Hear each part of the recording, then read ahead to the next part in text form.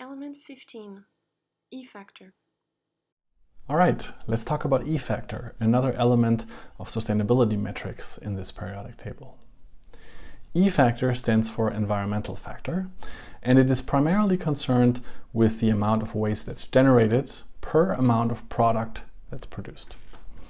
Now, you may have seen the video above, Element 7, Atom Economy, which considers the amount of atoms that were present in the starting materials and how many of those were actually incorporated in the final product.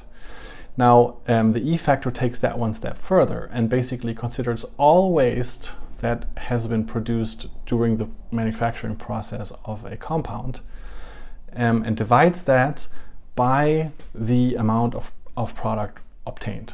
And so this relatively simple metric allows for an easy comparison of how wasteful certain processes are.